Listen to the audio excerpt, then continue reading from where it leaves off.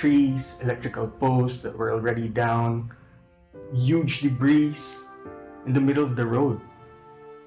Vehicles were damaged. The next thing I knew, we no longer have clean water to drink. A lot of people lost their home. People were busy walking the street, looking for food. People were really affected that way, knowing that it was days before Christmas.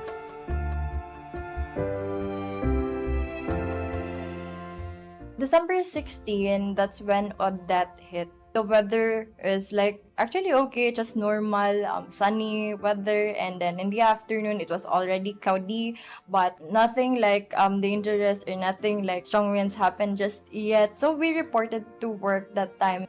We did not expect na ganun kalakas yung bagyo. Nasa signal number 1 ata tayo nun. Biglang pagpasok na ni typhoon, biglang nag-signal number 4 si Cebu. Nawala ng kuryente yung Cebu. Kahit anong gawin ko, kontak ko sa pamilya ko, wala akong magawa. So, naisip ko lang sila. Mahirap yun. Kasi naisip kong pamilya ko, ano nang nangyari sa bahay, sa mga anak ko. Kiat baba talaga yung on that day. Check the possibility kung ano yung mangyari. The generator, so on that day, so hope that may enough fuel si building. Housekeeping at saka security tumutulong na. Minsan yung lakas ng hangin ang nakapabukas. So pumapasok yung tubig. Namin alam kung pag-aakyat mo sa baba, problema. Kasi yung inasa namin yung mabasa yung mga computer, yung pinasa. What I didn't expect was after the typhoon, when a lot of employees are coming into the office, they are bringing their desktop, their devices, because they will start working on site due to power outage and internet outage within the city. They're also bringing with them their family members, their children, their spouses, and they are asking if they can be accommodated. They're asking if they can be a house temporarily. With sign of gratitude from the management, they embrace us. They embrace the family members, and they allow employees and the family members alike to stay in the office. The initial reaction I had is I have to go to IT Park to secure signal. And if and when magdara kog ID, most of the leads from Shearwater and the support team already informed us na if it really comes down to it, pwede man ta mag-dress down if uwan jud kaayo. So nag-bike ko through here, then nakakuha na kog signal. Dito na ako nakita ang complete messages from our facilities, the HR, and IT even, how to transition your equipment for those who are working from home, and then how to coordinate with them og magdala na and all. And the advice we got is, since wala may tubig, walay suga, scarcity pa jud sa kanang gas, and water, so we really have to go here. And the best thing is the facilities offered us na pwede maligo diha. We can even bring our family na maligo diha. Every now and then, you've seen people coming up. They wanted to stay in the office, and the organization was very quick. They fly from Manila to Cebu. They brought with them a water purifier, and a rice cooker, because water is scarce at that time. So we have supply of water in the office, so the only need to ensure is the cleanliness. So they need to purify the water. Rice was unlimited, and as a matter of fact, there was free meal given by the organization. Nagpapasalamat din ako kasi yung pagtutulungan nga nandun, yung pwede kami makastayin dito. Isang tulong na rin yun. Pagkain, kasama kami sa pack lunch nila na binigay para sa shades. So, ang outsource din kami, kasali din kami doon. The problem is kung saan namin ilalagay yung mga user. dumagsa kasi yung mga user namin. Happy naman ako sa mga user natin dito kasi they are so patient in waiting for us to assemble their PCs, to check if their PCs are working.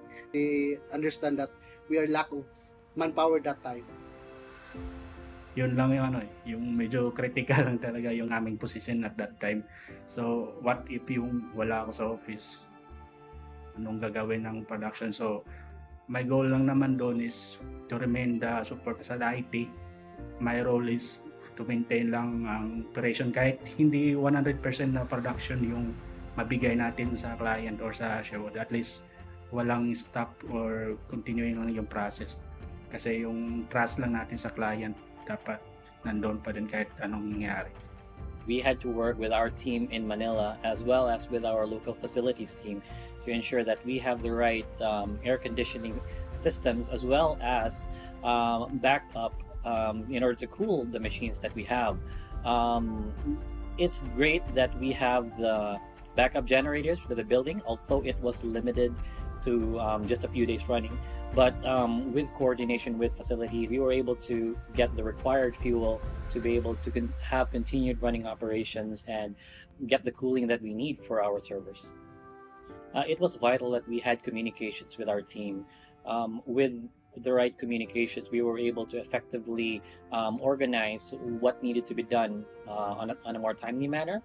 So we had to coordinate the specific owners for their respective tasks.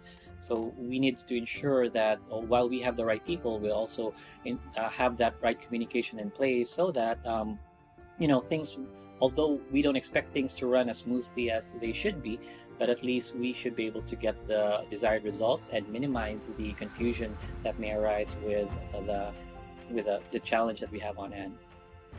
It was just very amazing because things worked like clockwork. There was food, there was internet connection, there was electricity, and Mabuhay Tower didn't have electricity back then. We had to rely on a generator, which again needs gas, right? So I just couldn't think how the people in Shearwater were able to manage to get gas. And then it dawned to me that, hey, we have very talented people from facilities, HRBP, IT, right? Everyone was working separately and independently, but at the same time, their goals are in unison. So they were like, I do my job, you do yours, but at the end of the day, we have the same goal. And that is to make sure that everything is taken care of. I saw the ownership that they're not just giving employment to the nurses, but of course they care. Nakikita ko na they extend their help not just only for their employees but the families of the employees as well. During the Christmas Eve, nagpa-party sila. And then they have, of course, merong pagkain. We had some activities and food for the occasion arranged by HCM. Na-appreciate nila yon. If you are feeling that the people you work with have a sense of accountability, a sense of commitment, and ownership, you feel na it's like a breeze. Ownership is very important, not just in a Shearwater core value, but on a day-to-day living.